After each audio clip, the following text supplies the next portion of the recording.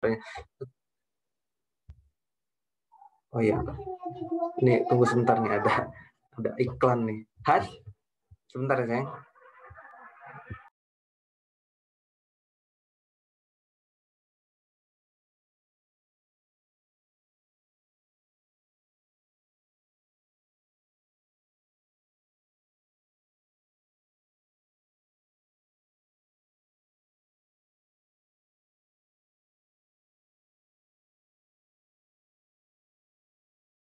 Mohon maaf nih, ini ada iklan lagi. Baik, iya, ketika kita berbicara kulla tastawil khabith wat thayyib, katakanlah tidak sama antara yang buruk dengan yang baik. Maka sesungguhnya ayat ini memberikan kekuatan kepada kita ya. Selain yang pertama, ayat ini merupakan sebuah kacamata, sebuah perspektif yang memberikan keyakinan kepada kita bahwa sesungguhnya yang buruk itu nggak pernah sama dengan yang baik. Ya, saat ini ketika kita mendapati begitu banyak narasi-narasi kebatilan, ya, ketika banyak sekali orang-orang yang mengutarakan pendapat-pendapatnya yang justru bertentangan dengan apa yang Allah Subhanahu wa taala turunkan, ya. Ketika saat ini kita dalam kondisi kebingungan, ya, karena media-media mainstream memberitakan hal-hal yang buruk tentang suatu hal yang sebenarnya baik yang disampaikan oleh Allah Subhanahu wa taala. Yang menyebabkan syariat Islam ini menjadi seolah-olah buruk, ya. Nah, ketika kebatilan-kebatilan ini disampaikan secara terus-menerus, secara konsisten, maka ini akan menyebabkan manusia akan menerima keburukan tersebut. Menyebabkan manusia akan menjadikan kebatilan yang diutarakan terus-menerus menjadi sebuah kebaikan. Ya, itulah kenapa ketika Nabi SAW menjelaskan inna minal bayani la sahra, di antara keterangan itu ada sihir, ya. Oh, gimana kok keterangan itu sihir? Sihir Bang, tapi keterangan kan atau narasi itu kan dia bukan sihir. Sesungguhnya ketika hadis ini dijelaskan oleh para ulama, bahwa para ulama menjelaskan bahwa seseorang yang menciptakan narasi-narasi bisa merubah pemikiran, ya. Inna minal bayani la sahra. Sungguhnya di antara keterangan itu ada sihir. Maka ketika seseorang mengeluarkan narasi, ya, menjadikan orang lain itu bisa merubah pemikirannya. Yang tadinya benar bisa menjadi batil, ya. Yang tadinya batil bisa menjadi benar karena kuatnya narasi yang dia sampaikan. Maka saat ini kita rasakan gitu, ya, narasi-narasi yang didengungkan oleh orang-orang yang membenci Islam, yang seolah-olah akhirnya ketika kita terpapar oleh narasi itu setiap harinya, maka akan menyebabkan perspektif kita berubah. Karena sihir kan prinsipnya merubah seseorang, kan, merubah cara pandang seseorang yang tadinya ketika kita berbicara tentang sihir yang meluluhkan hati seseorang, yang tadinya dia benci bisa menjadi cinta, yang tadinya dia cinta bisa menyebabkan dia menjadi benci dan sebagainya. Maka pun demikian dengan narasi, ya. Narasi itu Nabi SAW mengibaratkan sepertinya sihir, seperti sihir, ya, yang dia bisa merubah yang tadinya batil menjadi hak, yang tadinya hak menjadi batil. Maka itulah penjelasan yang disampaikan oleh Nabi SAW. Sambil kita juga meminta kekuatan kepada Allah, ya, agar kita tetap diberikan kekuatan untuk bisa memahami yang hak dan bisa memahami apa yang batil menurut Allah Subhanahu wa taala. Maka kaidah ini yang pertama secara spesifik itu bicara secara umum, ya, meyakinkan, memantapkan hati kita. Kaidah ini memantapkan hati kita agar mengatakan yang hak itu hak, mengatakan yang batil itu batil, karena sesungguhnya dua hal tersebut tidak berbeda, tidak sama, mohon maaf. Maka secara khusus kaidah ini memberikan hikmah kepada kita. Yang pertama, ya, dalam masalah penghidupan mencari rezeki, ya. Manusia kan dihadapi pada dua pilihan, ya, mencari rezeki yang halal ataupun mencari rezeki yang haram. Maka ketika kita menghubungkan ayat ini pada kehidupan kita, apa yang kita lakukan, maka tidak akan pernah sama yang khabith dengan yang thayyib, yang baik, ya. Tidak akan pernah sama antara rezeki yang halal dan rezeki yang haram, ya. Karena terkadang ketika kita sudah memahami ilmu gitu ya, ketika kita sudah memahami tentang rizki yang halal dan rizki yang haram, ya, namun karena banyaknya perkara khabith, karena banyaknya perkara yang buruk di sekitar kita, terutama dalam hal mencari ma'isyah, mencari rizki, dalam hal pekerjaan, ya, ketika kita melihat teman-teman kita ataupun saudara-saudara kita yang beliau melakukan pekerjaan-pekerjaan yang syubhat, melakukan pekerjaan-pekerjaan yang haram, tapi kok finansialnya banyak, tapi kok hartanya banyak, gitu ya. Maka ketika kita sudah mendapatkan ilmu, ketika kita tidak paham kaidah ini, kita nanti jadi pengen tuh, jadi ingin mengikuti apa yang mereka lakukan. Kita sudah tahu nih harta yang haram, harta yang halal. Tetapi karena kita tidak memahami kaidah ini, maka kita jadi tertarik untuk mengikuti apa yang mereka dapatkan karena tergiur dengan harta yang mereka peroleh. Ya. Padahal dalam kaidah ini Allah Subhanahu wa taala mengajarkan kepada kita kulla tastawil khabithu wat thayyib. Katakanlah tidak sama antara yang buruk dengan yang baik. Tidak sama harta yang halal dengan harta yang buruk.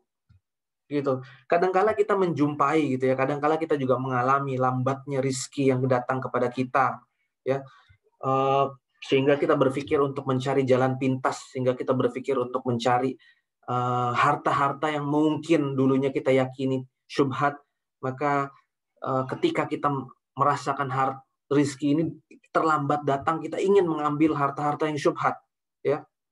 Padahal Nabi SAW sudah mengatakan bahwa lambatnya rizki yang datang dalam hidup kita, maka kita diminta untuk bersabar, ya. Jangan mencari jalan yang haram, ya. Karena produk rizki yang haram itu tidak pernah sama dengan yang halal. Makanya mencari rizki yang halal ini termasuk salah satu di antara inti ajaran Rasulullah SAW, ya, dan inti ajaran para nabi, ya. Karena inti ajarannya para nabi itu menjelaskan bahwa mendapatkan harta yang rizki, mendapatkan harta yang halal, mendapatkan harta yang halal, yang bersih, ya, maka ini merupakan sebuah substansi, ya. Bayangkan ya, apa sih yang menyebabkan Nabi Allah Adam alaihissalam itu dikeluarkan dari jannah? Kira-kira teman-teman tahu nggak? Nih, karena aku udah banyakan ngomong, saya agak belepetan ya. Tadi agak ngomong di grup sebelah soalnya. Kira-kira teman-teman tahu nggak apa sih yang menyebabkan Nabi Allah Adam itu dikeluarkan dalam jannah? Zaki? Karena makan buah khuldi. Iya, karena makan buah khuldi. Itu artinya apa? Secara umum apa tuh yang dilakukannya? Rezekinya bukan rezeki yang hawa nafsunya, mengikuti hawa nafsu. Ya, tetapi yang secara kasat mata yang dilakukan apa, Iqbal? Kan memakan buah khuldi kan, betul. Melanggar perintah Allah, betul, ya, melanggar larangan Allah. Tapi substansi yang dilakukannya itu apa? Aktivitas yang dilakukannya itu apa? Mengambil rezeki yang enggak ini. Mengambil rezeki yang haram. Ya. Ini bukan perkara ringan, ini perkara besar di sisi Allah, ya.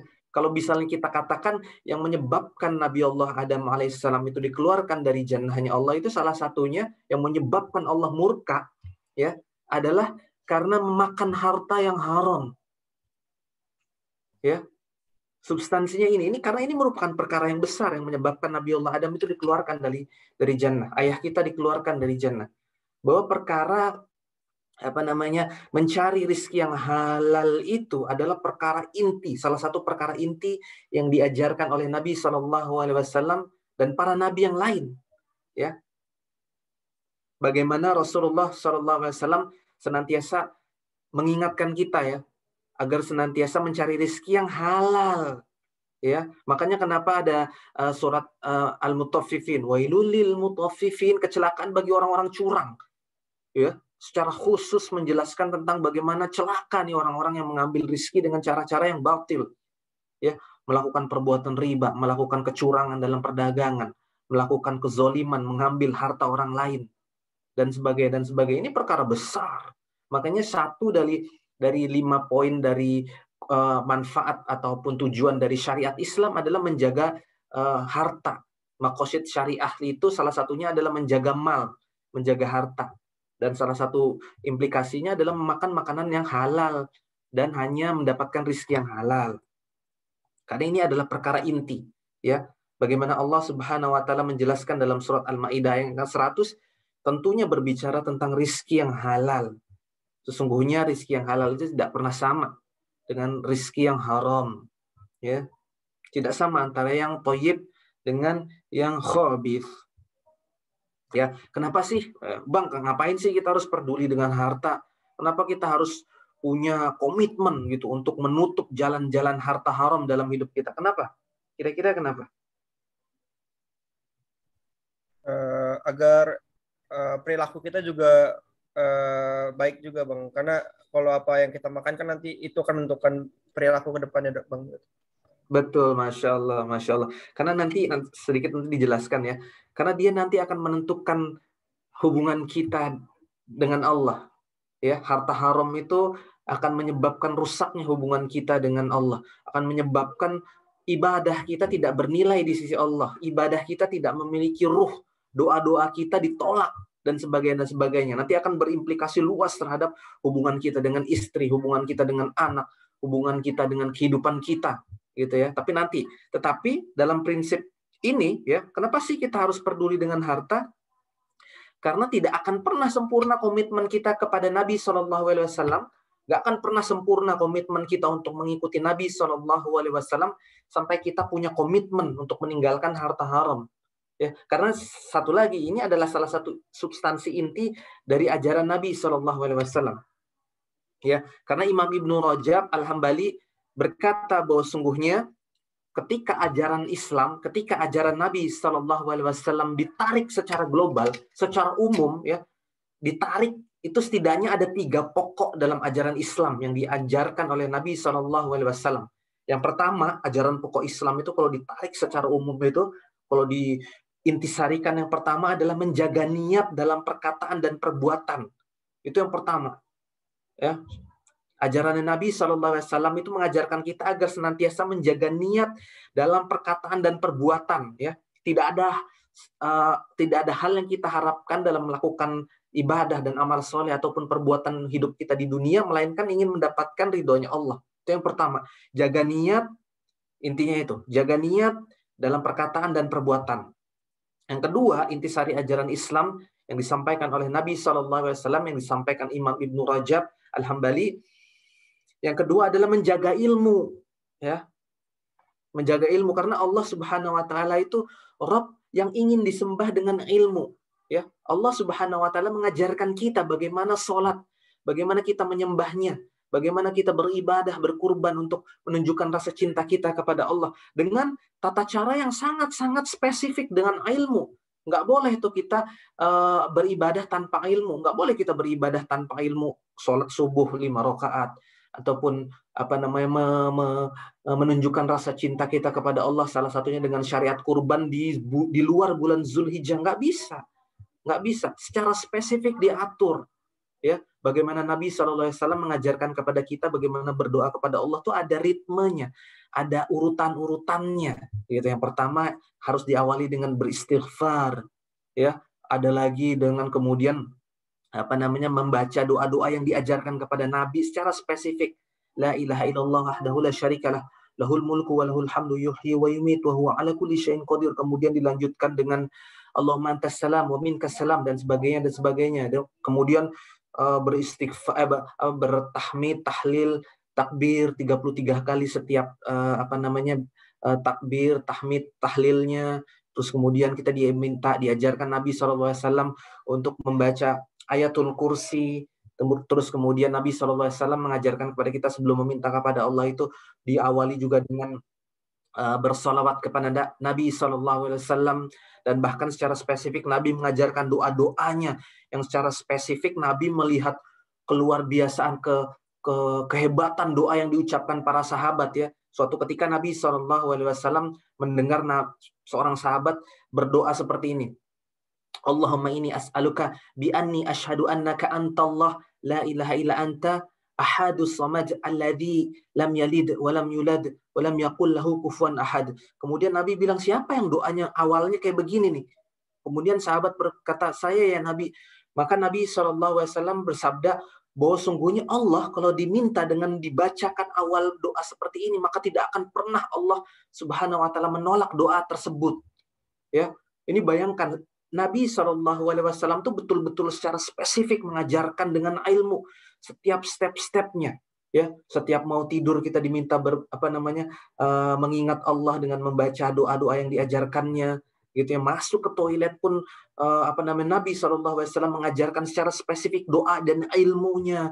Ya, dalam setiap activity kita tuh diajarkan oleh Nabi SAW, karena sesungguhnya Allah Subhanahu Wa Taala tuh cinta, menginginkan kita beribadah, menyembahnya ya dengan ilmu, dengan dasar, bukan dengan kebodohan. Intinya seperti itu. Dan yang ketiga ya, inti ajaran Islam yang Allah Subhanahu Wa Taala turunkan kepada Nabi SAW adalah komitmen kita untuk menjaga diri dari harta yang haram, ya, dengan hanya mendapatkan harta yang halal. Karena sungguhnya ketika Allah ingin kita melakukan hal tersebut, sungguhnya kita sedang menjalankan komitmen kita mengikuti Nabi SAW.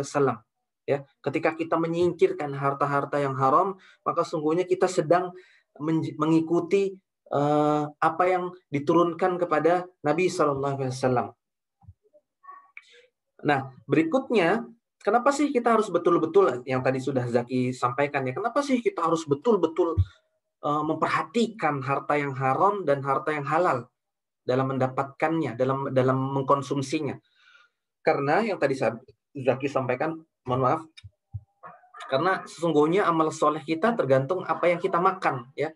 Makanya kenapa dalam surat Al-Baqarah 172 Allah Subhanahu wa taala menyampaikan bahwa orang yang beriman itu identitasnya selalu makan makanan yang baik dari apa yang diberikan Allah.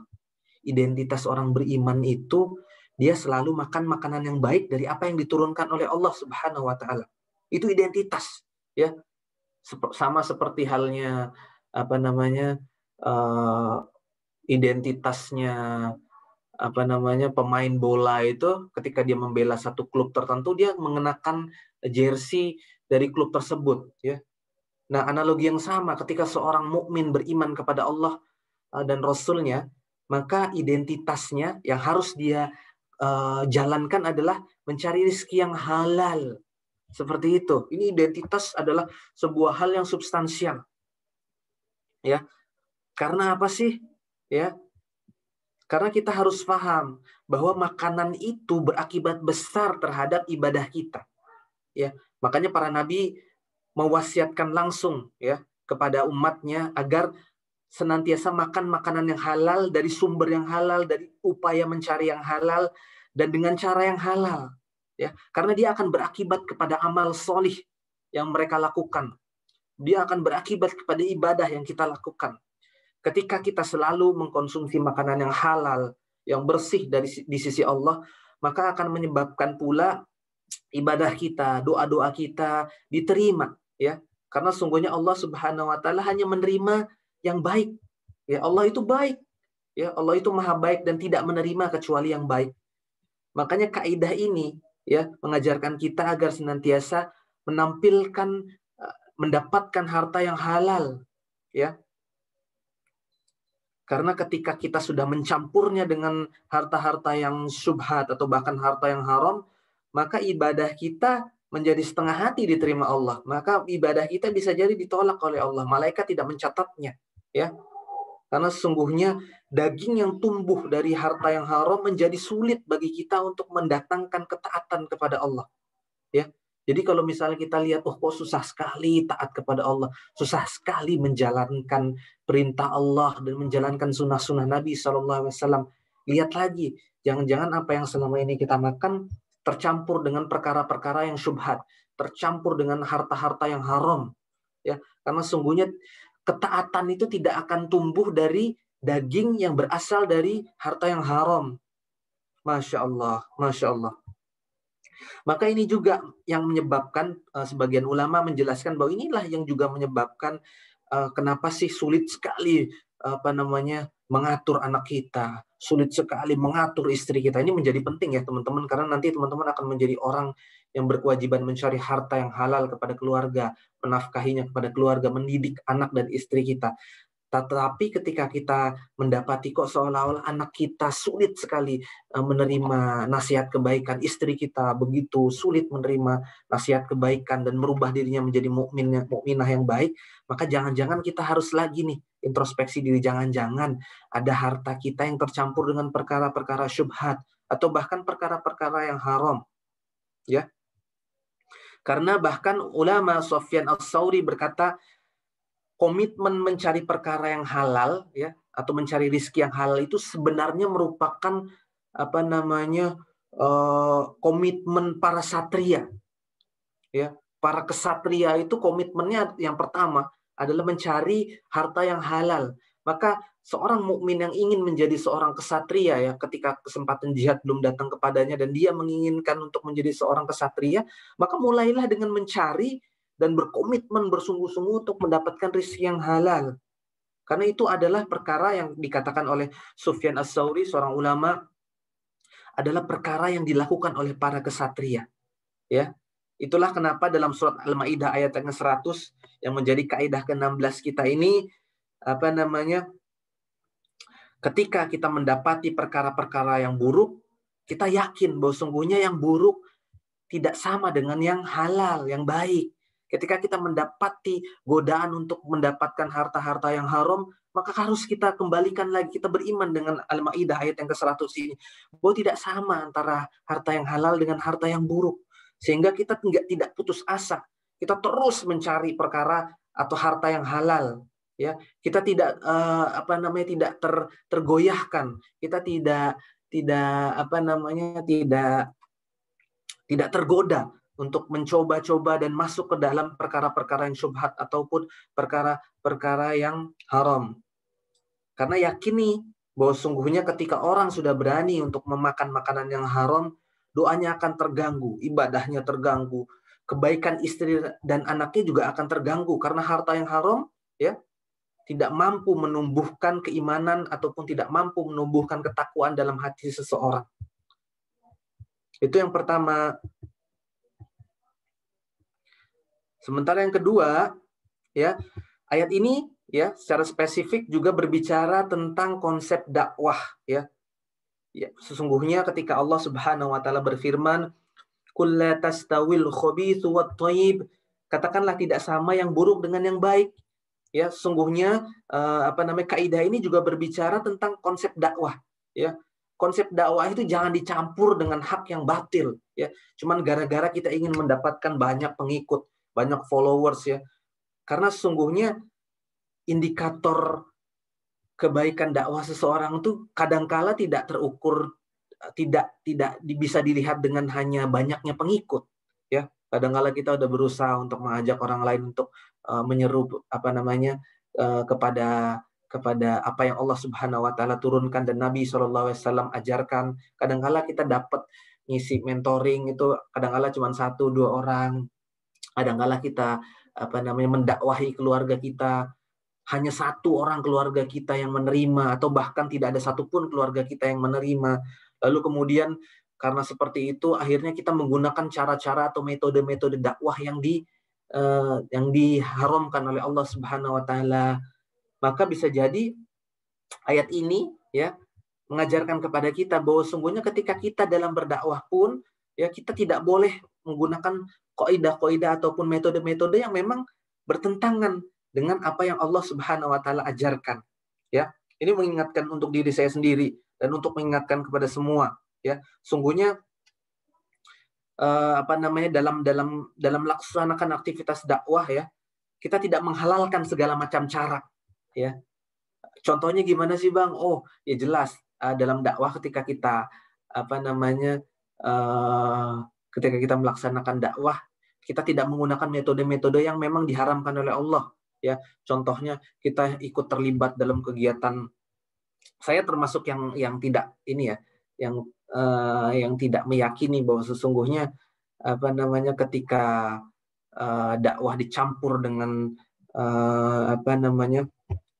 dengan contohnya katakanlah berdakwah lewat musik dan sebagainya yang justru kadangkala keluar dari konteksnya ya, justru malah menyebabkan orang lain tuh malah sibuk dengan apa namanya musik-musik yang justru melalaikan dan sebagainya.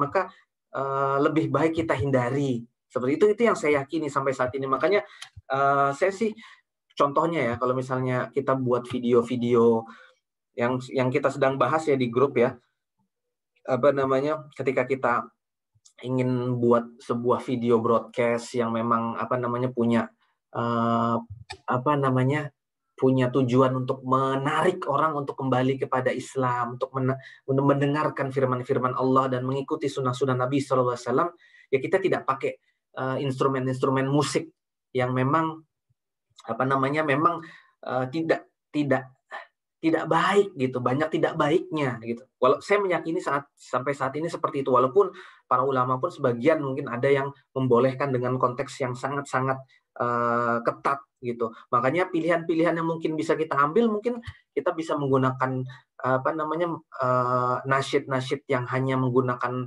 akapela, ya.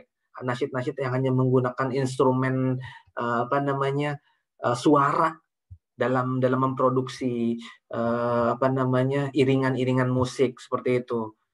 Karena memang konteksnya kita menginginkan agar tidak mencampur antara metode dakwah yang hak dan yang batil dan sebagainya. Mungkin bisa teman-teman apa namanya lihat dalam kehidupan kita ya, karena sesungguhnya ketika Allah Subhanahu wa taala berfirman dalam Al-Maidah yang 100 ini juga konteksnya berbicara tentang metode dakwah, di mana kita tidak mencampurkan antara yang hak dan yang batil. Dan tidak boleh ada dusta dalam kita menyampaikan dakwah ini. Itu kan konteks kita berbicara tentang al-haq ya. Tidak ada dusta di dalamnya. Kita nggak boleh bohong, kita nggak boleh apa namanya memberikan suatu hal yang justru Allah benci ya. Ketika kita ingin menyenangkan orang lain, ketika kita ingin menarik orang lain ke dalam dakwah ini, ketika itu kita berdusta. Tidak demikian. Maka kita gunakan metode-metode yang Allah Subhanahu wa taala dan Nabi SAW sudah sampaikan kepada kita. Menggunakan ucapan-ucapan yang baik, menggunakan apa namanya kejujuran dalam penyampaiannya, menggunakan pemilihan kata, diksi yang baik. Ya, kita tidak berdusta, tetapi kita menggunakan diksi-diksi yang baik. Seperti itu. Pilihan-pilihan kata yang memang sesuai pada umatnya. Seperti itu dan sebagainya. Maka inilah kaidah yang ke-16. Kulla tastawil khabithu wat thayyib. Bahwa katakanlah tidak sama antara yang buruk dengan yang baik. Wallahu a'lam bishawab. Itu aja yang mungkin bisa saya sampaikan di kaidah yang ke-16. Silakan mungkin kalau ada yang mau disampaikan atau ada yang mau menambahkan.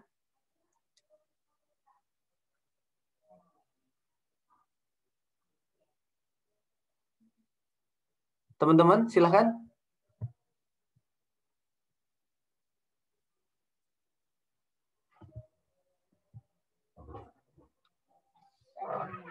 Waalaikumsalam warahmatullahi wabarakatuh. Assalamualaikum Bang, izin bertanya. Waalaikumsalam warahmatullahi wabarakatuh. Tadi kan dikatakan jika kita makan makanan yang tidak halal, yang haram, itu kan mempengaruhi ibadah kita, perilaku kita, tingkah laku kita gitu. Nah itu jangka waktunya itu seberapa lama kah gitu Bang? Apakah seumur hidup ataukah dalam jangka waktu tertentu? Kalau nggak salah ini juga pernah dengar katanya kalau misalnya kayak seorang minum alkohol gitu, dia tidak diterima ibadahnya selama 40 hari gitu. Nah, kalau makan makanan yang sumbernya tidak halal itu akan mempengaruhi kehidupannya dalam jangka waktu yang berapa lama gitu? Ataukah bisa dalam 1 hari atau seminggu gitu, ketika dia langsung bertobat, langsung dihapuskan segala sesuatu yang akan menimpanya lah ibaratnya gitu. Terima kasih Bang. Ya baik, Masya Allah, ini pertanyaannya agak sulit nih. Apa namanya? Ini sepemahaman saya yang saya pernah ikuti kajiannya dan saya pernah baca kitabnya. Perkara orang yang meminum khamar, kemudian Allah Subhanahu wa taala melalui lisan Nabi SAW, Nabi bilang tidak akan menerima sholat orang yang meminum khamar selama 40 hari. Ini memang secara spesifik dijelaskan oleh Nabi SAW. Lalu gimana Bang? Apa nggak usah sholat kayak begitu? Kayak gimana? Nggak juga. Jadi tetap sholat ya. Walaupun memang Nabi SAW bilang Allah tidak menerima gitu, tapi tetap ketika memang satu dan lain hal, Allah dalam prinsip pertamanya masih menerima taubat sebelum nyawa kita di kerongkongan ya. Bertaubat, beristighfar terhadap apa yang sudah masuk ke dalam tubuh kita, perkara haram yang sudah masuk ke dalam tubuh kita. Beristighfar yang pertama. Yang kedua, ternyata memang ada hikmahnya ya Zaki, kenapa Nabi SAW bilangnya 40 hari. Karena ternyata memang kemudian setelah diteliti oleh para ilmuwan, kadar alkohol dalam darah itu mengalir selama 40 hari. Masya Allah. Ini perkara yang luar biasa. Setelah kemudian diteliti, maka alkohol itu mengalir dalam peredaran darah itu selama 40 hari sampai darah itu berhasil meregenerasi dan mengeluarkan zat toksik dalam alkohol tersebut sehingga keluar gitu, butuh waktu 40 hari. Tetapi untuk perkara-perkara hal yang lain gitu ya, contohnya gimana Bang makan daging babi atau bahkan riba, kita dulu bekerja di tempat-tempat yang haram, kemudian selama itu pula kita makan, selama itu pula kita menafkahi keluarga kita, selama itu pula kita menggunakan harta tersebut untuk kepentingan hidup kita. Gimana Bang? Wallahu alam. Tapi yang pasti ada satu kisah unik ya. Ini saya agak lupa nih. Seorang ulama besar, saya lupa nanti saya coba cari ya referensinya ya. Beliau itu ketika kecil ya, jadi salah satu yang menyebabkan ya ini jadi nanti ketika kita nanti jadi orang tua pun kita nanti akan melakukan hal yang sama nih. Ternyata saya lupa, seorang ulama gitu ya, dia bercerita, dulu ketika aku kecil, orang tua aku betul-betul menjaga rizkinya, betul-betul menjaga untuk membawa makanan-makanan yang halal ke rumah. Jadi tidak mau membawa makanan atau rizki yang tidak jelas, dan hanya mengambil makanan-makanan yang halal dari sumbernya, dari pendapatannya. Ketika dia yakin, baru dia membawanya ke rumahku. Ya, kemudian diberikanlah ayahku memberikannya kepada ibuku dan kepadaku ketika aku masih bayi, ketika aku masih kecil. Nah, suatu ketika ibuku sedang sibuk, ketika kecil ya, ulama ini bercerita, ketika aku sedang kecil, ketika aku masih bayi, ketika itu orang tuaku tuh sedang di luar gitu ya. Ayahku sedang di luar, terus kemudian ibuku sedang sibuk mengerjakan pekerjaan rumahnya. Lalu kemudian aku menangis, bayi ya, ulama tersebut bercerita tentang kondisinya ketika dia masih bayi. Terus kemudian ada seorang budak dari tetanggaku ya, yang dia kasihan melihatku menangis ya.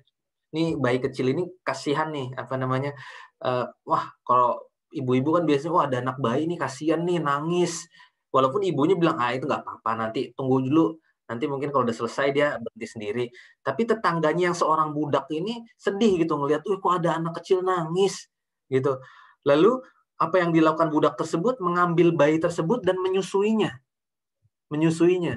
Padahal ayahnya ulama ini tuh mewanti-wanti, nggak boleh ada makanan, minuman yang masuk ke dalam tubuh istri dan anakku kecuali itu halal, kecuali aku sudah pastikan itu halal. Lah padahal ini kan seorang budak ini nggak ketahuan dari mana sumber hartanya dan tidak diberikan izin dari orang tuanya untuk memberikan bayi itu susu gitu ya. Ini syubhat lah, nggak jelas ini. Ini padahal orang tuanya itu sudah bernazar akan memberikan hanya harta yang halal ya kepada keluarganya. Dan kemudian ternyata ya datanglah ayahku dan marahlah ayahku kepada seorang budak tersebut. Apa yang kamu lakukan? Kenapa kamu menyusui anakku? Aku tidak ridho kecuali aku yakin bahwa sungguhnya semua yang masuk ke dalam tubuh keluargaku itu perkara yang halal. Ya. Lalu kemudian apa yang terjadi? Ulama tersebut ya karena memang orang tuanya ngejaga dengan makanan yang halal ya, dan nggak boleh harta haram masuk kecuali itu semuanya halal, prosesnya dari mana berasal, rizkinya dari mana. Maka kemudian dia menjadi ulama, kecerdasannya luar biasa ya. Maka di atas rata-rata dia menjadi ulama besar, tetapi ada satu hal yang menyebabkan dia kurang ya. cara berbicara ulama tersebut gagap. Jadi ada gagap gitu ya. Kalau orang sekarang mungkin kalau misalnya teman-teman ngelihat ada yang gagap dalam berbicara, walau alam itu nggak ada urusannya. Tapi ulama tersebut berkata, tahukah kamu sungguhnya yang menyebabkan lisanku terbata-bata dalam mengucapkan kalimat seperti ini? Dia bilang gitu kan. Sesungguhnya itulah karena harta syubhat yang masuk ke dalam tubuhku ketika aku masih bayi, yang nggak bisa keluar.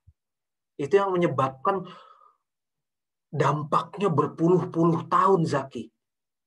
Wallahu alam, kalau ditanya, Bang, sampai kapan? Wallahu alam, kita juga nggak tahu. Tetapi dari kisah ulama tersebut kita belajar, oh ternyata harta haram itu dampaknya long term, jangka panjang. Ya, bayangkan, cuman susu loh, cuman susu yang kalau kita mungkin nganggap ya nggak apa-apa, itu kan dia ridho kan menyusui bayi kita, nggak apa-apalah. Tapi ternyata kalau orang beriman itu kan sumbernya dari mana? Ini apakah budak tersebut memang dagingnya tumbuh dari perkara harta yang halal? Nggak tahu, syubhat. Bahkan bisa menyebabkan ulama tersebut memiliki dampak jangka panjang sampai dia rasakan. Padahal dia dalam konteks ya namanya bayi kan nggak ini ya, nggak bisa milih ya. Makanya orang tuanya lah yang menjaga dan memilihkan hartanya.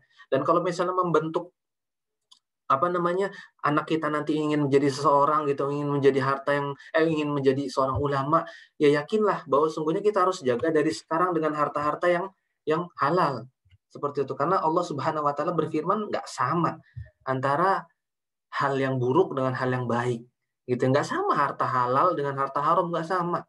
Makanya kalau teman-teman kesulitan sekarang nih yang belum kerja, kayaknya susah banget dapat harta yang halal ya. Kok banyak banget tawaran kerja riba di bank dan sebagainya. Sabar, bersabar. Karena sungguhnya Allah Subhanahu Wa Taala berfirman yang menjadikan kaidah yang ke-16 ini sungguhnya nggak sama antara yang haram dan yang baik. Wallahu a'lam bishawab. Itu Zaki ya. Dijawab nggak? Oh karena saya nggak tahu. Wallahu a'lam bishawab.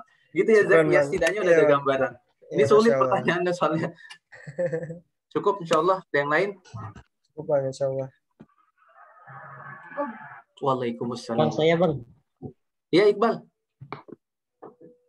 Ya, Assalamualaikum. Waalaikumsalam warahmatullahi wabarakatuh. Ini Bang, kalau pertanyaan saya lebih ke ini ya, sehari di kantor atau di tempat kerja. Kan di kantor pastinya ada kontrak-kontrak pekerjaan. Nah, budayanya di sini tuh masih melekat dari si vendor yang kita kontrak itu ketika selesai mengerjakannya kayak ngasih hadiah gitu karena sudah dipercaya sebagai vendor. Nah, terus kan diserahkan tuh ke usernya supervisor atasannya saya gitu. Terus dibagi-bagilah bisa berupa itu tadi uang, terus ajakan kayak makan ataupun yang lain lah. Itu kan termasuk kalau nggak salah itu gratifikasi ya, Bang. Nah, itu menurut Bang Panji gimana? Ya. Terus apa yang harus Ane lakukan terhadap uang-uang seperti itu? Ya, baik. Oh, saya tahu banget PLN lah. Udah tahu saya BUMN yang ya buat saya memang ini ya sangat sulit bekerja di tempat-tempat seperti itu. Apalagi PLN kan memang banyak sekali berhubungan dengan pihak ketiga ya. Ya pasti ada semacam bentuk ucapan terima kasih, ya hal-hal semacam itulah. Kita berbicara tentang hukum positif yang pertama. Kalau misalnya terkait dengan hukum positif kan memang gratifikasi atau bahasa syariatnya riswah. Itu kan memang dibatasi ya. Di atas 1 juta baru dikatakan itu bentuk gratifikasi yang harus dilaporkan atau sebagian atau dalam beberapa hal dikembalikan gitu seperti itu. Nah, jumlahnya seberapa banyak? Ya, memang itu yang kalau dalam hukum positif tuh berbicara tentang itu aja. Kalau jumlahnya material di atas 1 juta maka dia harus dilaporkan dan mungkin harus dikembalikan. Tetapi kalau misalnya jumlahnya katakanlah gimana Bang, saya terima 200.000 dari 5 vendor, ya nggak apa-apa dong gitu. Toh itu berdasarkan bukan berdasarkan permintaan kita, tapi itu adalah bentuk ucapan terima kasih yang diberikan pihak ketiga kepada kita. Nah, kalau saya ditanya hal seperti itu, gimana? Yang namanya riswah itu kan masalahnya ini ya, ini kompleks nih kalau udah di dunia kerja. Makanya saya bilang lagi, karena udah hobisnya keburukan itu udah rata di mana-mana, ya. Narasi-narasi sama keumuman atas keburukan tersebut tuh udah menyebar di mana-mana. Jadinya bingung kita. Yang tadinya kita tahu ini batil, sekarang jadi hak. Yang hak jadi batil. Makanya kita minta terus, begitu kita memahami kaidah ini, kita minta terus berdoa sama Allah agar diberikan ketetapan iman, ya, agar bisa tetap strict pada ketentuan yang Allah Subhanahu wa taala sampaikan. Kalau batil, kalau toyib seperti itu. Nah, konteksnya ini rumit nih. Kenapa? Karena nanti sebenarnya idealnya memang dikembalikan gitu. Kita tidak menerima hal tersebut gitu. Tapi dalam hal ini biasanya gitu, kalau di PLN, apalagi PLN ya, ini mohon maaf nih, ada mungkin di beberapa BUMN lain juga ya, mungkin ada beberapa catatan gitu ya. Ketika kita baik gitu, kita ingin baik, tapi nanti malah kita dimusuhi. Karena kita, wah lo ini lo sok suci lo dan sebagainya, itu lumrah. Itu apalagi di ini ya, di BUMN itu biasa aja gitu. Ucapan terima kasih kan cuma segini, udahlah terima aja dan sebagainya. Nah, kita melihat juga, menurut saya sih memang yang pertama, ketika kita bisa atau kita punya power untuk bisa memutuskan, kita nggak boleh gitu. Misalnya nanti one day Iqbal jadi manajer regional gitu ya, atau manajer wilayah lah ya. Iqbal bilang tuh tidak, padahal kan udah jelas kalau vendor aja kalau misalnya kita kontak 147 ya, kalau ini ya, kalau PLN ya, telepon 147 ya, berapa sih, 123 ya Iqbal? 123. Iya, kalau misalnya ada 123, gangguan, Bang. Iya, 123 ada gangguan listrik rumah kita, datang pihak ketiga, itu kan pihak ketiga ya, teknisi dan sebagainya, ada tulisannya tuh, Iya. no tipping, nggak boleh dikasih tip untuk ucapan terima kasih, meskipun mereka nggak minta, mereka nggak secara SOP itu mereka nggak boleh. Nah, ini yang jadinya aneh nih, keluar pihak ketiganya, peraturannya ada, tapi harusnya juga di internal PLN itu, mohon maaf, harusnya ada gitu. Nah, makanya kalau nanti jadi pemimpin, kalau one day nanti bisa memutuskan kebijakan, harus buat kebijakan seperti itu, karena itu tidak halal sebenarnya. Karena nanti kenapa sih riswah itu tidak halal? Karena dia bisa menyebabkan sikap kita berbeda, ya. Nanti kalau ada klien kita nggak ngasih uang, kita ketus sama dia, kita nggak tampil perform maksimal ke mereka. Kita hanya perform maksimal kepada orang-orang yang bayar ke kita doang. Nah, sikap kita nanti tidak profesional sebenarnya kalau kita berbicara tentang konteks profesionalisme. Makanya kenapa kalau saya sih itu khawatir dan sangat-sangat, kalaupun tidak bisa dikatakan haram, itu jelas syubhat. Itu jelas suatu hal yang harus kita hindari. Tidak boleh masuk kepada perkara yang kita makan, apalagi menafkahi keluarga kita dengan harta-harta semacam itu. Wah, tapi kegede bang, sayang bang. Tapi gimana bang kalau misalnya nanti kita dipaksa nerima dan sebagainya. Yang pasti pastikan jangan dimakan, ya. Kalaupun sebagian ulama kayak misalnya sisa riba itu boleh diberikan untuk hal-hal seperti jalan gitu ya. Membangun jalan, membangun irigasi, membangun jamban dan sebagainya, itu sebagian ulama membolehkan karena hartanya haram, tetapi ketika dia tidak boleh dimakan dan harus dimanfaatkan, dia dimanfaatkan untuk perkara-perkara yang kotor, jalan, toilet yang kotor, ataupun irigasi air selokan dan sebagainya. Cuma memang secara saya pribadi, saya menganggap harta itu jelas syubhat, Iqbal. Ya, dan jangan sampai keluarga kita makan untuk makanan untuk harta tersebut gitu. Ini sangat-sangat mengkhawatirkan memang. Nah, ini isu ini ya, kalau mohon maaf nih, ini saya ngobrol sama teman-teman di Australia waktu saya sekolah. Saya cerita kan, lu gimana sih, mereka PNS kan, kalau misalnya orang ini pertanyaannya kayak Iqbal nih. Saya kan orang Indonesia kan, Iqbal banget ya kalau saya kayak orang Indonesia.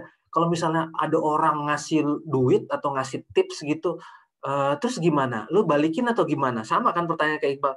Terus dia bilang gini, loh, kenapa orang ngasih saya duit? Aneh. Loh, kok dia jawabnya aneh ya?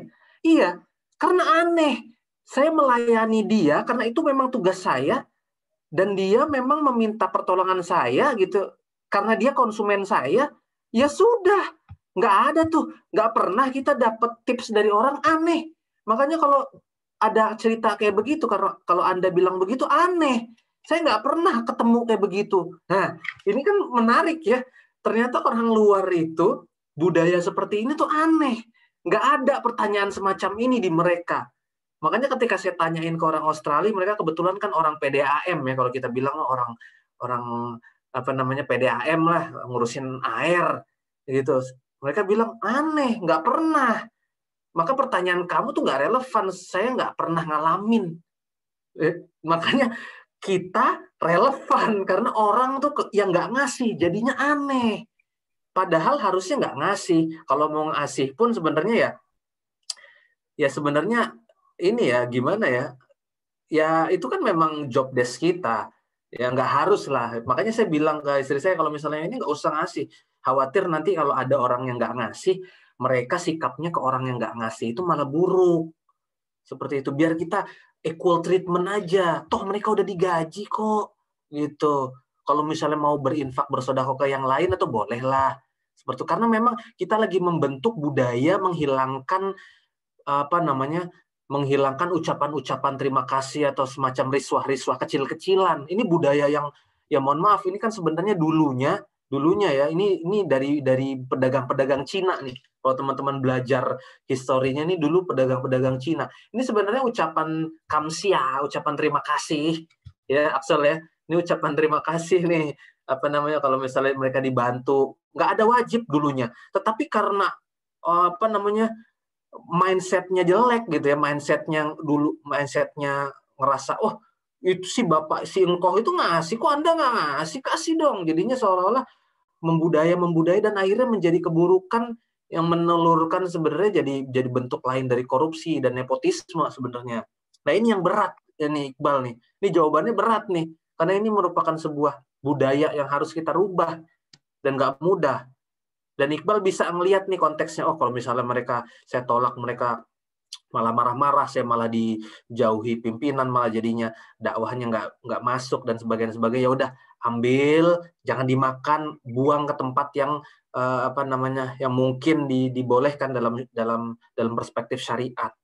Gitu. Jangan sampai itu masuk ke dalam perut istri dan anak kita. Ya, karena itu perkara berat, perkara yang ujung-ujungnya nanti menyebabkan ketakwaan itu, menyebabkan ibadah itu tidak tertancap dalam hati seseorang. Wallahu a'lam.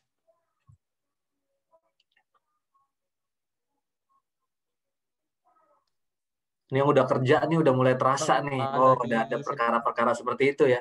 Nanti teman-teman yang belum mungkin ya setidaknya bisa paham dulu, bisa memahami bahwa ada kaidah seperti ini dalam Al-Qur'an yang diajarkan kepada Allah, yang diajarkan oleh Allah Subhanahu wa taala kepada kita. Bang, itu Lukman bertanya. Ayo Lukman, monggo. Bang, tadi sudah Lukman tulis, tapi khawatir aku baca. Kalau misalkan untuk perusahaan swasta gitu gimana Bang? Kayak misalkan kan kafe-kafe atau perusahaan makanan, terus juga Gojek, Grab, dan lain-lain yang nggak ada konteksnya sama kedengeran nggak sih suaranya? Kedengeran. Yang nggak ada konteksnya sama BUMN perusahaan negara gitu, apakah itu dibolehkan? Atau itu masuknya ke hadiah gitu? Hadiah, mohon maaf. Oh ya nggak masalah, sebenarnya nggak masalah sebenarnya ya. Apa namanya, kayak misalnya di kafe, Gojek, ataupun ngasih tips itu kan sebenarnya dia kan bukan pelayanan publik, itu yang pertama sebenarnya ya. Apa namanya, itu adalah sebenarnya ya, ini apa namanya, gimana ya, ini kan konteksnya kita berbicara tentang pelayanan publik ya, ataupun sebenarnya kalau swasta pun ada gitu loh. Tapi tidak menimbulkan kerugian negara, tidak apa namanya, tidak gimana ya, tidak melakukan pencurian terhadap harta rakyat harta masyarakat secara umum. Swasta tuh ada model-model praktik seperti itu. Apalagi di perusahaan-perusahaan besar tuh vendor-vendor ngasih ucapan terima kasih dan sebagainya. Nah, tapi yang pertama kalau misal di swasta kan dia tidak ada dampaknya secara masif ya, tidak ada kerugian negara di dalamnya. Nah, cuma kalau di swasta tuh itu masuk ini juga perbuatan bisa dikategorikan dengan perbuatan mutafifin, orang-orang curang gitu ya. Apalagi ketika dia kita lepaskan dari konteks kerugian negara ya, itu nggak ada hubungannya karena swasta berdiri sendiri dan sebagainya, karena hubungan dia dengan vendor itu kan swasta dengan swasta ya, private to private. Tapi perbuatan curang dan perbuatan harta haramnya itu tetap jatuh gitu. Nah, kalau konteksnya untuk sekedar ngasih tips tips misalnya katakanlah kita ngasih tips ke Abang Gojek sebagai bentuk takzim kita, terima kasih kita karena kondisi pandemi seperti ini kan, ataupun apapun konteksnya kita ngasih tips, itu nggak masalah. Tapi kalau hubungannya sama vendor ya, dengan vendor yang nanti akan menyebabkan keputusan kebijakan kita berubah, mengutamakan vendor A daripada vendor B karena vendor A tuh ngasih uang ke kita, ngasih bonus, ngasih jamuan, ngasih sebagainya, itu jelas perbuatan riswah yang masuk tetap dalam delik perbuatan yang syubhat, bahkan haram. Seperti itu, Lukman. Siap, Bang. Aturan, Bang. Walaupun nggak ada kerugian negara konteksnya ya. Siap. Betul, Bang. Bang, ini izin bertanya lagi, Bang, boleh? Monggo, Zaki. Ane pernah baca gitu di artikel ya, apa yang anti riba gitu. Komunitas anti riba gitu ya. Ya, mengenai ini Bang, diskon-diskon kayak di Gojek, Grab ya. Menurut mereka itu merupakan suatu yang riba gitu.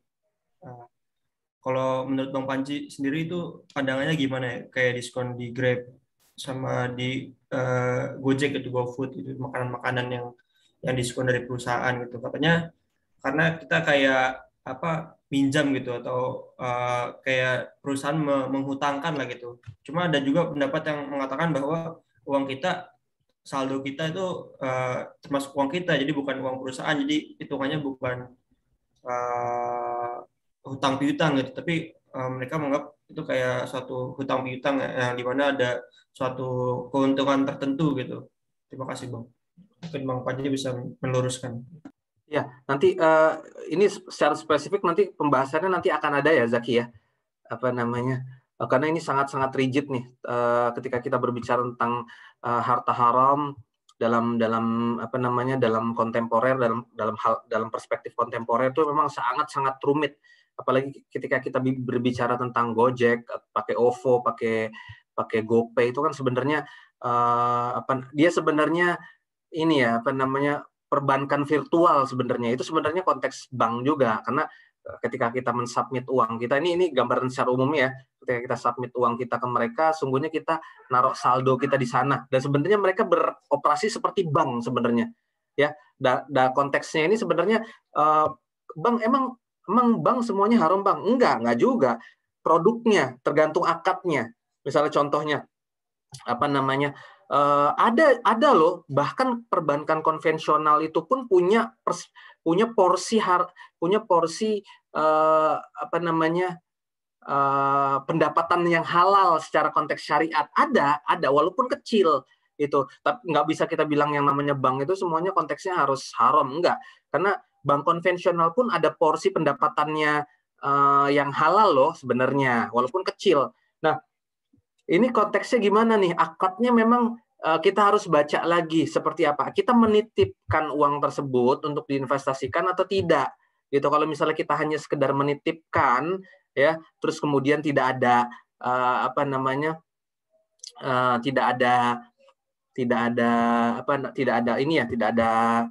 imbal jasa setelah itu, maka pure itu hanya sekedar wadiyah, titipan. Nah, kalaupun nanti ada ada gift, kayak misalnya contohnya dia ngasih cashback segala macam dengan tidak atas perjanjian tertentu gitu ya, Karena kan cuma nitip doang, terus kemudian nah, emang agak rumit nih, kita harus lihat lagi nih. Kayak misalnya contohnya kita beli OVO ya, beli OVO katakan 50.000, kan langsung otomatis terpotong 15.000 ya. Jadi sisa saldo kita itu hanya 48.500. Nah, ini konteksnya ini ada memang namanya diskon. Kalau di dalam perhitungan konvensional tuh diskon. Jadi yang kita beli berapa kita udah dipotong duluan tuh. Nah, ini konteksnya itu seperti itu, atau memang konteksnya kita bayar jasa mereka, ya kan ada di dalam tabungan juga kita ada namanya biaya administrasi, ATM, tabungan dan sebagainya, itu boleh karena ketika bank itu menawarkan jasanya, kita harus membayar jasa atas jasa yang kita dapatkan dari bank. Misalnya katakanlah sebulan 15.000, itu boleh. Nah, cuman konteksnya perjanjian ini seperti apa? Nah, apakah si cashback ini termasuk bagian dari riba yang harus kita jauhi, atau memang itu merupakan hadiah yang diberikan dari dana pengumpul pihak ketiga ini? Nah, kita harus baca lagi nih. Memang konteksnya ini sangat rumit gitu ya. Bahkan kalau misalnya teman-teman Ustadz Erwandi itu bilang itu termasuk bagian dari riba, tapi kita harus melihatnya secara utuh. Tapi ada juga ustadz-ustadz lain yang punya kafaah di bidang fikih muamalah pun mengatakan ini enggak, karena perspektifnya skema transaksinya seperti ini. Nah, kebetulan saya belum baca tuh, belum. Nanti kita bahas lagi ya. Saya juga belum baca, mungkin saya bisa diskusi sama yang lebih fakih lagi, insya Allah. Tetapi secara umum seperti itu, Zaki, memang agak rumit. Tetapi yang harus kita ingat itu ini ya, Nabi SAW bilang kayak gini. Di akhir zaman nanti tidak ada satupun umatku yang terbebas dari bahaya riba atau fitnah riba, meskipun hanya debu-debu yang menempel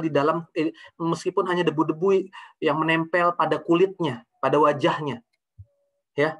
Jadi sampai di akhir zaman tuh satupun dari kita tuh nggak bisa ada yang lepas betul-betul dari dosa riba. Wah, gimana bang? Ya iyalah, nggak bisa. Selama kita masih pakai fiat money, uang kertas itu, fiat money, itu di dalamnya ada riba, ya. Jadi ada riba nasiah, ada riba fadl. Nanti banyak definisi turunannya banyak. Dan uang kertas itu merupakan bagian. Kita nggak bisa tolak itu, ya. Kenapa sih riba? Ya iyalah riba. Orang sebenarnya dalam konteks ini kemana-mana, nanti luas lah. Pokoknya intinya seperti itu ya. Nanti kita bahasnya mungkin khusus buat nanti pembahasan fikih muamalah. Tapi gambarannya seperti ini. Selama kita masih pakai uang kertas ataupun bentuk turunan dari uang kertas, misalnya katakanlah kita jualan pecel lele gitu ya, substansi pekerjaan kita halal nggak? Halal. Kita pastikan bahwa lele itu nggak makan kotoran ya, karena ada binatang-binatang yang haram dimakan itu salah satunya karena dia makan kotoran. Ya mohon maaf kalau lele makan gitu ya, ditaruh di jamban dia haram. Tapi bisa halal. Dia harus dikeluarkan dari jamban tersebut, terus kemudian dia diisolasi selama 2-3 hari, 4 hari, sampai kotoran itu keluar dari tubuhnya, dia makan makanan yang thayyib, itu boleh. Para ulama membolehkan tersebut. Nah, tetapi konteksnya adalah kalau kita jualan lele, katakanlah kita ternak lele sendiri, kita kasih pakan yang halal, terus kemudian kita jualan, nggak nipu orang, modalnya modal dari jualan kecil-kecilan terkumpul, kita jualan lele, substansi semuanya beres lah, ya, kita nggak mencampurkan produk haram di dalam makanan kita. Terus kemudian ada pegawai bank konvensional ya, yang jelas makan riba, atau ada seorang WTS gitu ya, ada seorang wanita tunasusila ataupun pelacur gitu ya, yang dia berzina, dapat uang, belilah pecel lele kita. Kira-kira gimana? Kita tolak? Enggak kan? Ini konteksnya riba dulu ya. Ada orang pegawai bank yang makannya riba sepanjang hari gitu ya, hartanya harta riba, terus kemudian dia beli lele kita, beli pecel lele kita tolak kah? Nggak bisa. Tetapi masuk ke dalam substansi, kita terkena dampaknya sampai sejauh itu, gitu ya. Pun demikian dengan selama kita pakai uang, kita akan terkena impact-nya. Ya. Salah satu dampak dari riba itu, kenapa sih riba itu begitu buruk? Kenapa Allah Subhanahu wa taala begitu membenci dan melaknat para pelaku riba? Karena memang dia menzolimi semuanya kena dampaknya. Contohnya apa? Ya nilai uang itu turun. Ya 10.000 sekarang mungkin 10.000 2 tahun ke depan nih akan beda nilainya ya. Uang kita tuh selalu turun nilainya. Ya dulu kita mungkin di di restoran mungkin uang 20.000 ya, zaman 5 tahun lalu atau zaman 8 tahun lalu 20.000 mungkin makan enak. Sekarang 20.000 mungkin cuma bisa makan nasi Padang. Uang kita mengalami penurunan atau yang biasa kita sebut dengan inflasi ya, penurunan nilai mata uang. Karena semua dampaknya itu kena, semua orang yang riba itu memberikan dampaknya tuh luas. Semuanya kena. Nah, ya itu dia, makanya ya satu kita nanti akan bahas tentang konteks itu lagi, ya Zaki secara spesifik, tapi secara umum memang konteksnya saat ini kita udah nggak bisa lagi lepas dari dampak-dampak riba. Ya, gimana Bang caranya? Ya udah kalau misalnya mau betul-betul ini ya pergi ke tempat pulau terpencil, terus kemudian bertransaksilah dengan apa yang kita miliki, konsumsilah apa yang kita tanam. Jadi kembali lagi ke zaman batu ya, bukan zaman batu ya, zaman-zaman sebelum ini. Ya, makanya sebenarnya kenapa orang begitu benci sama emas gitu ya, orang-orang IMF, World Bank itu begitu menentang sistem gold standar itu karena salah satunya itu. Karena kalau gold standard itu kan dia nggak bisa dimainin ya, emas ya emas. Kalau nggak dapat emas ya nggak bisa menambah wealth dari suatu negeri atau satu bangsa gitu. Sementara riba itu kan kalau belajar ilmu ekonominya dibilangnya money creation. Jadi uang itu menciptakan dirinya sendiri. Yaitu riba. Uang akan menciptakan dirinya sendiri.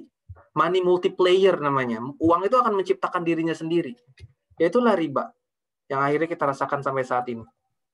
Wallahu a'lam. Bang, tapi Anda boleh nanya lagi nggak? Boleh. Jadi kan tadi dikatakan juga kita nggak bisa terlepas lagi dari riba zaman saat ini. Tapi tadi juga dijelaskan bahwa salah satu pokok inti dari Islam itu kan salah satunya komitmen gitu ya. Apakah kita di zaman sekarang itu bisa dapat ibaratnya kayak pengampunan gitu, atau ada terlepas lagi ada pengenduran gitu terkait riba di zaman saat ini gitu, ataukah kita tetap dosa lah ibaratnya gitu, atau bagaimana Bang? Ini masih kurang paham di sini. Betul, itulah kenapa Allah Subhanahu wa taala ngajarin kita untuk selalu doa. Rabbana zalamna anfusana wa illam taghfir lana wa tarhamna lanakunanna minal khashirin. Karena kita zalim, ya. Kita zalim sama diri kita sendiri, ya Allah. Kita udah dibilang jangan riba, tapi masih aja banyak yang riba. Sehingga semuanya kena dampaknya, Zaki. Ya, makanya kita terus minta sama Allah, minta ampun. Karena kita udah zalim sama diri kita sendiri. Padahal Allah udah ngasih jalan keluar. Ya, tapi karena banyaknya keburukan yang dilakukan oleh umat manusia, akhirnya orang yang tidak melakukan riba pun kena dampaknya. Ya, makanya itulah kenapa Allah Subhanahu wa taala ngajarin kita untuk senantiasa doa. Rabbana zalamna, ya Allah sungguhnya aku udah zalim anfusana, sama diri saya sendiri, sama diri hamba sendiri. Wa illam taghfir lana, ampunilah hamba ya Allah. Ya, jadi selalu minta Rabbana zalamna anfusana wa illam taghfir lana wa tarhamna lanakunanna minal khashirin. Sungguhnya kalau Engkau enggak ampuni kami ya Allah, hancurlah kami, bangkrut kami. Ya, atas segala sesuatu yang nggak kuasa kita tangani ya. Beda kalau nanti Zaki jadi presiden, ya, yang akhirnya bilang Bank Indonesia dulu sekarang pakai dual banking system, sekarang kita pakai one banking system dan sebagainya. Nah itu hal lain. Nah kita nggak punya kuasa saat ini Zaki. Udah riba tuh udah betul-betul mencengkram hidup kita. Makanya sekarang ya sudah. Yang pasti kita benci dengan perbuatan seperti itu, kita hindari sebisa mungkin apapun yang kita lakukan ya, sekeras mungkin karena itu udah di posisi kebatilan tuh udah di mana-mana gitu ya. Terus sambil juga doa agar Allah ampunin kita.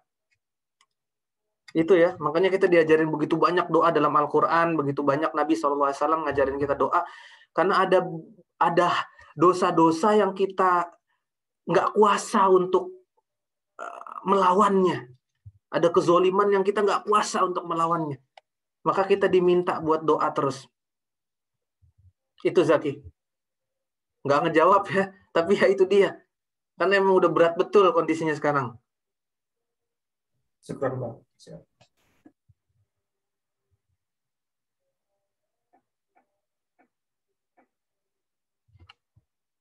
Ada lagi? Hanif, Mau izin, udah baca belum Nif? Tadi. mau Halo Nif, Assalamualaikum. Bang mau izin konfirmasi Bang. Boleh, boleh. Jadi tadi misalkan kita dapat uang yang nggak jelas, yang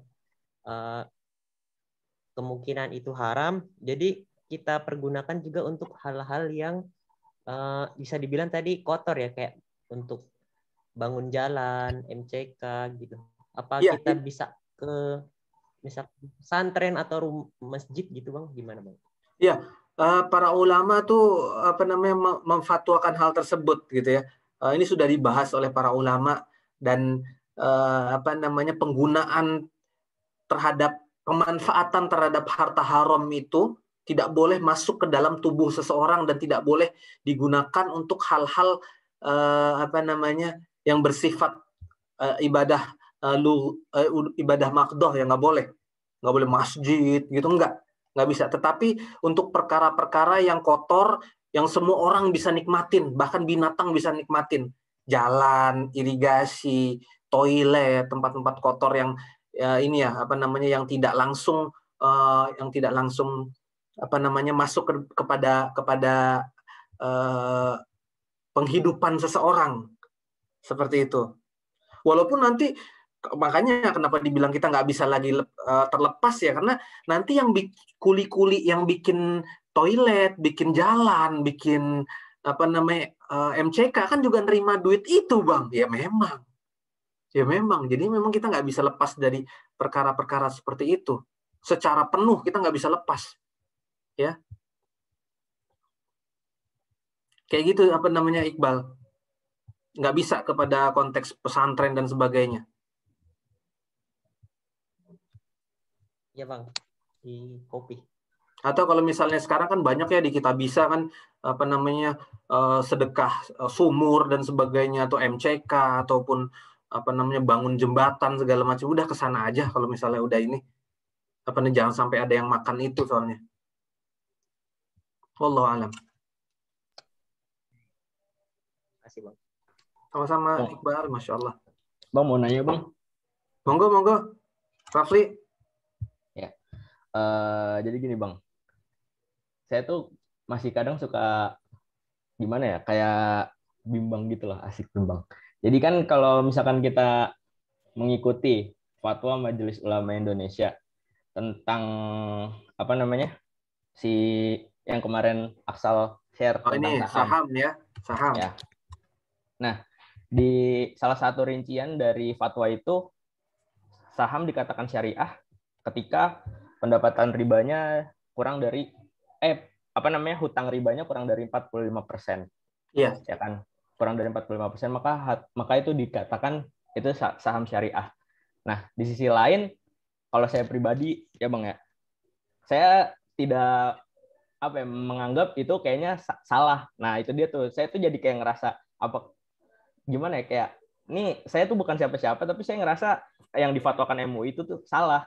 Karena menurut saya kalau riba itu ya sedikit pun tuh riba. Karena kan kalau seandainya kita menginvestkan harta kita di situ, itu artinya kita menjadi bagian dari pemilik. Dan ketika kita menjadi bagian dari pemilik, berarti itu artinya kita menyetujui perusahaan kita untuk melakukan riba. Iya, apalagi dapat dividen ya. Nah, iya. Itu sebenarnya harusnya gimana ya Bang? Iya, ketika kita berbicara tentang sebuah fatwa kan memang banyak sekali ini ya, kaidah-kaidah yang digunakan oleh para ulama, apalagi majelis ulama dalam memutuskan satu perkara gitu. Dan dia melihat konteksnya secara makro. Jadi tidak melihat secara spesifik detail per detail, cuman dia memberikan guidance atau kaidah. Itu dia. Ketika kita berbicara tentang ulama yang melakukan ijtihad, itu kan ada syarat-syaratnya tuh. Dia bisa fasih dalam menggunakan bahasa Arab sehingga dia bisa mengambil satu kaidah. Dia faham tentang nasikh mansuh, ayat-ayat yang menghapus dan dihapuskan. Dia memahami jar wa ta'dil. Banyaklah hal-hal konteks seperti itu. Kita memahami bahwa mereka punya kompetensi di bidang itu. Itu yang pertama. Yang kedua, ketika seorang ulama itu mengeluarkan sebuah ijtihad, fatwa, ya, untuk memutuskan satu kasus, untuk memutuskan satu hukum, ketika dia salah, dia tetap dapat satu, ya, dengan konteks, ya, kita husnuzan pasti bersungguh-sungguh para ulama kita. Kalau benar dia dapat 2, tapi kalau salah pun Allah Subhanahu Wa Taala tetap memberikan kebaikan satu perkara. Nah, memang banyak yang dipertimbangkan itu untuk memutuskan satu perkara, ya.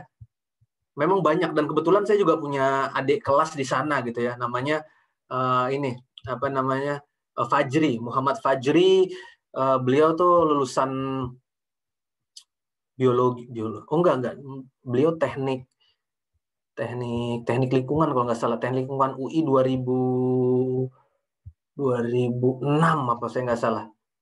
Tapi dia jadi salah satu anggota Dewan Fatwa DKI MUI DKI Jakarta. Itu luar biasa. Kalau ngobrol sama dia tuh sambil murojaah. Ya Allah ya Rabb. Itu saya paham gitu. Dan dia menjelaskan betapa rumitnya memang memfatwakan satu hal. Jadi ada banyak aspek yang dipertimbangkan, Rafli. Jadi kita nggak bisa ngelihat satu hal, ya. Jadi memang banyak pertimbangannya. Apalagi kalau misalnya kita bilang, saham atau instrumen syariah ini kan baru beberapa tahun lah, katakanlah baru 1 dekade mungkin populer kan.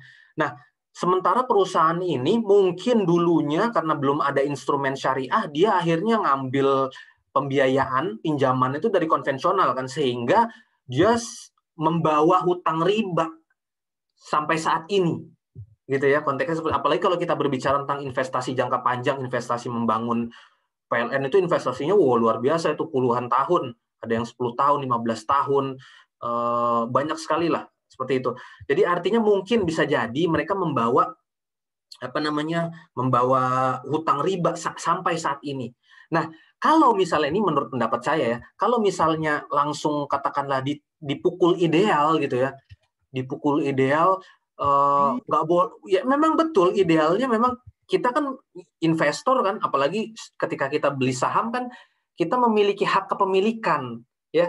Ketika kita berpartisipasi dalam harta haram, sama dong kita gitu. Tetapi mungkin saja para ulama di Indonesia di MUI itu berpikir, loh kalau misalnya mereka udah dikeluarkan, katakanlah kita langsung ideal gitu ya, harus nggak boleh punya uang riba gitu, nggak boleh punya harta riba atau hutang riba, maka jangan-jangan nggak ada perusahaan yang bisa mengeluarkan instrumen pembiayaan syariah lewat saham atau obligasi syariah. Malah jadinya perusahaan-perusahaan tersebut akhirnya nggak pernah bisa masuk ke dalam pilihan investasi syariah kita. Bisa jadi seperti itu. Sama konteksnya kalau misalnya dalam fiqh dakwah itu kan ada yang namanya bertahap, ya. Misalnya contohnya kayak gini. Ada orang zina, dia juga menyembah berhala, dia juga syirik, ya. Dia berzina, dia main dukun gitu ya, dia pesugihan dan sebagainya. Terus dia kemudian juga nggak sholat. Kira-kira yang pertama kali kita deketin gimana? Apa yang pertama kali kita bilangin ke dia? Nasihat apa yang kita bilangin ke dia? Sholat, taubat. Ya, betul. Tapi kan kita kan nggak bilang ente kafir, ente zina, udah main perempuan dan sebagainya. Kita begitu nggak? Enggak. Mana yang pertama kali kita sasar? Mana? Yang mudah dulu yang ditinggalkan. Yang mana? Yang paling mudah untuk ditinggalkan bagi dia kayaknya. Iya, tapi yang paling utama apa? Ninggalin apa? Ninggalin sirik. Sirik, betul. Jadi aku tahu dong. Ada banyak nih ceritanya, ada banyak masalah nih di orang ini nih. Katakanlah dia keluarga kita, dia pezina, udah dia peminum khamr. Muslim, udah dia pezina, peminum khamr, pemakan riba, syirik lagi dia, main dukun. Nah, yang kita nasihatin pertama tuh main dukun dulu. Pak, Bang, udahlah, nggak usah main ke dukun. Itu main-main sihir itu tuh buruk. Itu justru keburukan tuh lebih banyak. Kita jahatin orang, ntar malah kita dapat keburukan dari perbuatan sihir kita ke dia dan sebagainya. Nah, jangan langsung kita aja, wah ente pelaku riba, pelaku zina. Akhirnya dia pergi dari kita dan nggak menyelesaikan perkara utama yang harus kita nasihatin ke dia dulu kan. Nah, itu analogi itu. Mungkin emang konteksnya rumit tuh. Kita pengennya ideal kan, kita pengennya langsung konteksnya tuh menerapkan syariat itu ideal, apalagi kita kan investor gitu, pengennya ideal, tapi ada kalanya kita nggak bisa ideal seperti itu. Kalau saya tipe yang konservatif. Kalau saya berinvestasi di saham, saya bukan tipe yang trader ya, bukan yang nyari cuan gitu ya. Ya saya mau pengen investasi gitu ya. Mungkin Rafli bertanya, Bang, fatwa tentang bermain trading saham gimana? Ada fatwa 80 DSN MUI, itu ada fatwanya. Membolehkan, boleh. Cuman saya pribadi gitu. Jadi beli saham tuh kayak beli gimana ya? Saya juga jualan kan, saya juga jualan satu barang. Saya beli barang jersey gitu ya. Saya beli 100.000 misalnya. Saya jual di Tokopedia, saya jual 150.000. Itu boleh. Nah, konteks yang sama pun berlaku di saham. Beli saham nih, misalnya beli saham Unilever lagi turun, kita beli harga 1.000, terus kemudian tiba-tiba 2 minggu lagi harganya jadi 3.000, langsung jual. Kita dapat selisih margin di dalamnya. DSN MUI bilang boleh, itu halal. Sepanjang bisnisnya si sahamnya itu halal ya. Tetapi kalau ditanya saya pribadi, saya kayaknya tuh nggak enak rasanya. Kayak dapat cuan tuh kayak, mohon maaf ya, kayak uang apa kayak begitu ya, kayak uang nggak jelas, suatu hal yang digoreng-goreng gitu, nggak ada gimananya ya, nggak ada bener-bener kegiatan ekonominya tuh nggak ada gitu ya. Kayak cuman diem-diem ngecekin monitor, jual nih lagi tinggi, jual. Halal nggak? Kata fatwa ulama halal, tapi diri saya pribadi tuh kayaknya rasa-rasa nggak ini ya, nggak nyaman, dan saya tinggalkan gitu. Apalagi ini perkara yang tadi kita bahas ya, perkara mencari rezeki itu perkara hal yang besar di sisi Allah. Bahkan perkara yang mengeluarkan Nabi Adam alaihissalam keluar dari jannah itu karena memakan makanan yang haram. Nah, itulah kenapa kita berhati-hati. Kalau misalnya Rafli ini nganggep, aduh kok rasa-rasa nggak enak ya, tinggalin aja. Pun demi, ya itu ya tips yang saya juga rasakan sih. Saya tinggalin aja, kayak rasa-rasa, oh teman saya cuan-cuan terus lah, apalagi ini ya, jual, apalagi dapat bonus, beli nih lagi murah, terus jual, tahu-tahu dapat 20 juta, tahu-tahu dapat 5 juta paling kecil. Kita kan juga lama-lama ngiler juga kan, yang enak ya, begitu doang 5 juta. Kita jualan segala macam kok. Untung cuman 50.000, jualan baju kadang untung cuman 20.000, 30.000. Yang penting barang stok lama keluar aja deh. Gitu segala. Kayak susah banget. Tetapi sekali lagi, kaidah ini mengajarkan kepada kita nggak sama antara yang halal dan yang haram. Dan kaidah ini mengajarkan kepada kita tuh nyari barokahnya. Ya. Nah, ini ntar panjang lagi nih kemana-mana. Kenapa sih nyari barokah ini menarik lagi sebenarnya nih? Karena bisa jadi duit 30.000 itu cukup kalau barokah. Sementara duit 10 juta itu nggak cukup. Makanya ada seorang ulama datang ada seorang Muslim datang ke Imam Syafi'i. Imam Syafi'i, saya kok ini intermezzo aja sedikit ya. Saya dapat gaji itu 5 dinar. Saya melakukan pekerjaan dapatkan gaji 5 dinar. Tapi kok nggak cukup rasanya. Semua kebutuhan rumah tangga, istri saya, anak saya kurang terus. Lalu jawaban Imam Syafi'i apa? Bilang ke orang yang mempekerjakan kamu, minta gajinya 4 dinar aja. Hah? 5 dinar aja nggak cukup, apalagi disuruh 4 dinar. Udah, sono. Akhirnya pergi tuh, dia bilang. Sebulan kemudian balik tuh ke Imam Syafi'i. Wahai Imam, nggak cukup. 5 dinar aja nggak cukup. Masa 4 dinar? Ini 4 dinar juga nggak cukup. Segala kebutuhan dunia, segala kebutuhan rumah tangga saya itu nggak cukup. Lalu Imam Syafi'i bilang apa? Bilang ke orang yang mempekerjakan kamu, mintanya 3 dinar aja. Hah? Kaget dia. Tapi karena dia sikoh sama ulama, karena dia percaya betul sama Imam Syafi'i, ya udah. Dia bilang lagi, baliklah kemudian sebulan kemudian. Bilangnya apa? Wahai Imam Syafi'i, bahwa sungguhnya cukup loh ternyata 3 dinar. Kok jadi cukup ya? Nah, ini dia nih. Ternyata di dalam 3 dinar itu ada keberkahan. Nah, kalau konteksnya berbicara tentang ini, ada kalanya kita kerja dibayar tuh overprice gitu.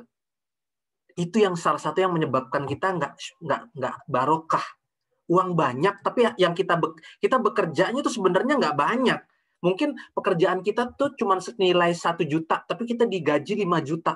Itu salah satu yang menyebabkan kita, ya para ulama menjelaskan gajinya tuh nggak barokah. Jadi kurang aja, 5 juta kurang. Tapi kalau kita digajinya cuma 1 juta, karena memang kerjaan kita tuh cuma seberat 1 juta, bisa jadi itu barokah. Cukup, tiba-tiba nafkahin istri, cukup, anak cukup sekolah, bisa ngasih orang tua. Aneh ya?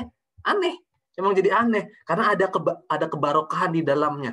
Nah itu yang kita cari, yang kita kejar. Nggak cuma ngejar cuan. Bisa jadi 30.000 jualan baju lebih barokah dibandingkan cuan 10 juta dalam satu kesempatan untuk main trading seperti itu. Ini mohon maaf ya, karena saya masih meyakini rasa hati saya itu nggak nyaman trading kayak begitu. Trading ya, makanya saya investmentnya itu yang konvensional yang saya beli, emang saya pengen dapetin nilai yang lebih tinggi karena dapetin share dividen dari perusahaan tersebut. Wallahu alam.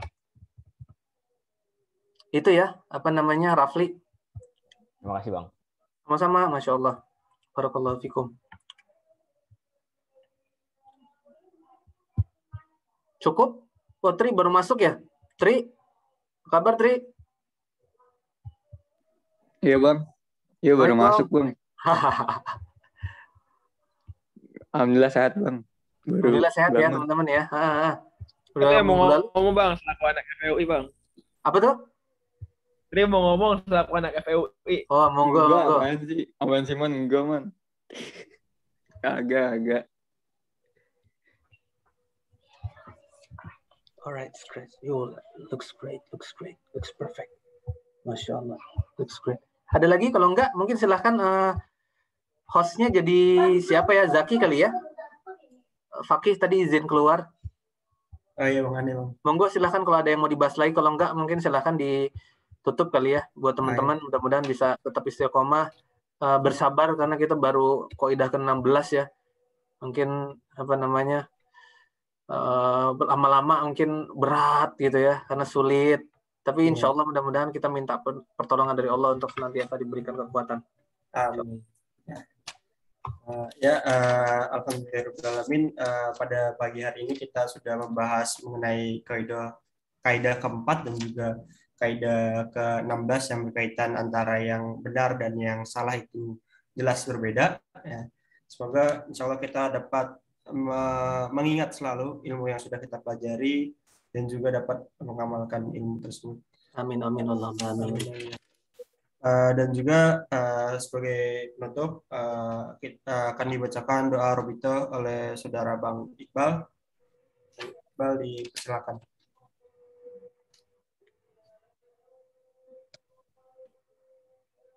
Ya, alhamdulillahirobbilalamin. Setelah kita selesaikan niko kita pada pekan ini, semoga bisa berkumpul lagi di pekan depan.